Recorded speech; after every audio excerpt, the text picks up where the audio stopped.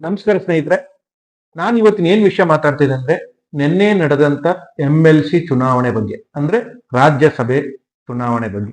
ಸ್ನೇಹಿತರೆ, ನಿನ್ನೆಯ ಚುನಾವಣೆಯಲ್ಲಿ 8 ಜನ ಅಖಾಡದಲ್ಲಿರ್ತಾರೆ. ಕಾಂಗ್ರೆಸ್ಸಿನ 5 ಜನ, ಬಿಜೆಪಿ 2 ಜನ ಮತ್ತು JDS ಒಬ್ಬ ವ್ಯಕ್ತಿ. ನಿಮ್ಗೂ ಗೊತ್ತಿರಬಹುದು, ಕಾಂಗ್ರೆಸ್ನ 5 ಜನ ನಿಜವಾಗ್ಲೂ ಗೆಲ್ಲುವಂತ ಮೆಜಾರಿಟಿ ಇರುತ್ತೆ, ಬಿಜೆಪಿಲಿ 2 ಗೆಲ್ಲುವಂತ ಮೆಜಾರಿಟಿ ಇರುತ್ತೆ, JDS ಅಲ್ಲಿ 1 ಗೆಲ್ಲುವ ಅವಕಾಶನೂ ಇರಲ್ಲ. ಆದರೆ ಕುಮಾರಸ್ವಾಮಿ ಅವರು ಒಂದು ಪ್ಲಾನ್ ಮಾಡ್ತಾರೆ. ಆ ಪ್ಲಾನ್ ಮಾಡಿ ಒಂದು ಕ್ಯಾಂಡಿಡೇಟ್ ನ ಹಾಕ್ತಾರೆ. ನಿನ್ನೆ ಕ್ರಾಸ್ ವೋಟಿಂಗ್ ಸಹ ಆಗುತ್ತೆ. 11 ವೋಟು ಕ್ರಾಸ್ ವೋಟಿಂಗ್ ಕಾಂಗ್ರೆಸ್ ಕಡೆ ಬೀಳುತ್ತೆ. 5ನೇ ಅಭ್ಯರ್ಥಿ ಆರಾಮಾಗಿ ಗೆಲ್ತಾರೆ. ಸ್ನೇಹಿತರೆ, ಇಲ್ಲಿ ಎಲ್ಲಾರು ಹೇಳ್ತಾರೆ ಹೋಗಿ DK ಶಿವಕುಮಾರ್ ಅವರು ಕುಮಾರಸ್ವಾಮಿನ ಸೋಲಿಸಿದ್ರು ಅಂತ ಹೇಳ್ತಾ ಇದ್ದಾರೆ. ಇಲ್ಲ, ಖಂಡಿತ ಇದು ಸುಳ್ಳು. ಇಲ್ಲಿ ನಿಜವಾದ ಗೆದ್ದಂತ ವ್ಯಕ್ತಿ ಯಾರು ಅಂದ್ರೆ ಕುಮಾರಸ್ವಾಮಿ ಅವರು.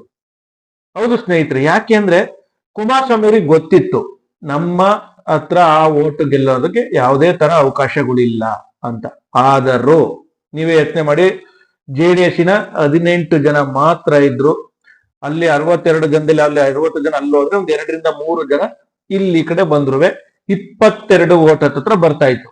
ಆದ್ರೆ ಒಬ್ಬ ವ್ಯಕ್ತಿ ಗೆಲ್ಲೋದಕ್ಕೆ 28 ಓಟು ಬೇಕಾಗಿತ್ತು. ಆದ್ರೆ ಕುಮಾರಸ್ವಾಮಿ ಅವರು ಒಂದು ಮಾಸ್ಟರ್ ಪ್ಲಾನ್ ಮಾಡ್ತಾರೆ. ಆ ಚೆಕ್ಮೆಂಟಿಗೆ ಬಲಿ ಆದವರೇ DK ಶಿವಕುಮಾರ್ ಮತ್ತು ವಿಜೇಂದ್ರ. ಸ್ನೇಹಿತರೆ, ಯಾಕೆ ಅಂದ್ರೆ ಕುಮಾರಸ್ವಾಮಿ ಅವ್ರಿಗೂ ಮೊದ್ಲಿಂದನೂ ಅನುಮಾನ ಇದೆ, ಬಿಜೆಪಿಯಿಂದ ನನಗೆ ಸಪೋರ್ಟ್ ಸಿಗ್ತಾ ಇಲ್ಲ ಅನ್ನೋದು. ಯಾಕೆ ಅಂದ್ರೆ ವಿಜೇಂದ್ರ ಅಂಡ್ ಟೀಮ್ ಪಕ್ಕಾ ಕಾಂಗ್ರೆಸ್ಸಿನ ಬೆಲ್ಟ್.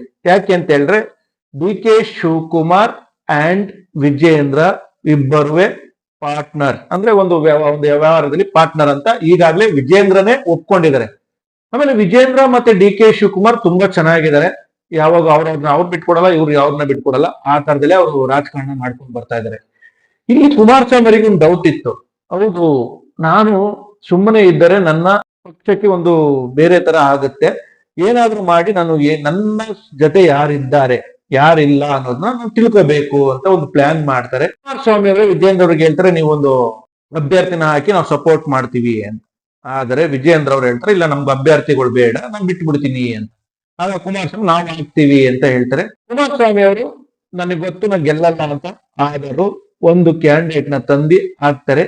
ಆಗ ಕಾಂಗ್ರೆಸ್ಗೆ ಮತ್ತು ಬಿಜೆಪಿಯ ವಿಜೇಂದ್ರಗೆ ಟೆನ್ಷನ್ ಸ್ಟಾರ್ಟ್ ಆಗುತ್ತೆ. ಯಾಕಪ್ಪ ಅಂದ್ರೆ ಬಿಜೆಪಿ 2 ಕ್ಯಾಂಡಿಡೇಟ್ ಗೆದ್ದ ಮೇಲೆ ಇದ್ದ ಓಟುಗಳು ಕಾಂಗ್ರೆಸ್ ಪಾಲಿಗಾಗುವ ಸಾಧ್ಯತೆ ಇತ್ತು. ಅದು ವಿಜೇಂದ್ರ ಅವ್ರ ಪ್ಲಾನ್ ಮತ್ತೆ DK ಅವ್ರ ಪ್ಲಾನ್. ಆದರೆ ಕುಮಾರಸ್ವಾಮಿ ಅವರು ಏನ್ ಮಾಡ್ತಾರೆ, ಇಬ್ಬರ ಪ್ಲಾನ್ ನ ಉಲ್ಟಾ ಮಾಡ್ತಾರೆ. ಅಂದ್ರೆ ಒಂದು ಕ್ಯಾಂಡಿಡೇಟ್ ನ ತಂದು ಹಾಕಿದ ತಕ್ಷಣ ಕರ್ನಾಟಕದಲ್ಲಿ ಬಿಜೆಪಿ ಹಾಗೂ JDS ಆ ಮೈತ್ರಿ ಪಾಲನೆ ಮಾಡ್ಲೇಬೇಕಲ್ವಾ ವಿಜೇಂದ್ರ ಅವರು. ಈಗ ಅಲ್ಲಿ ಸಿಲುಕ್ತಾರೆ.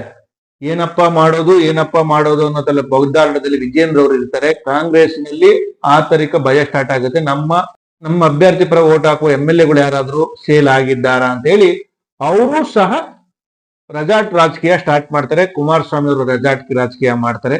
ಅಲ್ಲಿ ಅವರಿಗೆ ಪಕ್ಕಾ ಗೊತ್ತಾಗುತ್ತೆ, ಕುಮಾರಸ್ವಾಮಿ ಅವರಿಗೆ ನಮ್ಮದು 3 ರಿಂದ 4 ಓಟು ಕ್ರಾಸ್ ವೋಟಿಂಗ್ ಆಗತ್ತೆ ಅನ್ನೋದು ಅಲ್ಲಿ ಪಕ್ಕಾ ಗೊತ್ತಾಗುತ್ತೆ.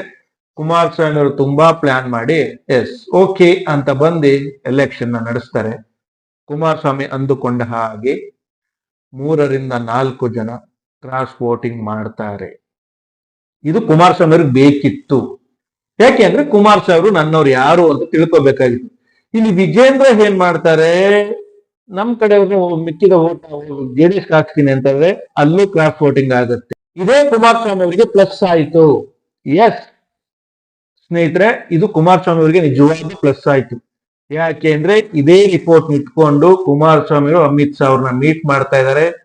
ಅಲ್ಲಿ ತನ್ನ ಅಭಿಪ್ರಾಯನ ಹೇಳ್ತಾ ಇದ್ದಾರೆ. ರಾಜ್ಯದಲ್ಲಿ ನಿಮ್ಮ ಬಿಜೆಪಿಯ ಪಕ್ಷದವರು ನಮಗೆ ಸಪೋರ್ಟ್ ಮಾಡ್ತಿಲ್ಲ ನೋಡಿ, ನಿಮ್ಮ ಕಡೆಯಿಂದ ನಮ್ಗೆ ಇಷ್ಟು ಕ್ರಾಸ್ ವೋಟಿಂಗ್ ಆಗ್ತಿದ್ದಾರೆ. ನನ್ನದು ಕ್ರಾಸ್ ವೋಟಿಂಗ್ ಆಗಿದೆ, ಬಟ್ ನಿಮ್ಮ ಕಡೆಯವರು ಕ್ರಾಸ್ ವೋಟಿಂಗ್ ಆಗಿದೆ, ಏನ್ ಮಾಡುವುದು ಅಂತ ಪ್ರಶ್ನೆ ಇಟ್ಟಿದ್ದಾರೆ. ಅದಕ್ಕೆ ಕುಮಾರಸ್ವಾಮಿ ಅವರಿಗೆ ಅಮಿತ್ ಶಾ ಅವರು ಆಲ್ರೆಡಿ ಕರೆ ಮಾಡಿ ವಿಷಯನೂ ತಿಳಿಸಿದ್ದಾರೆ.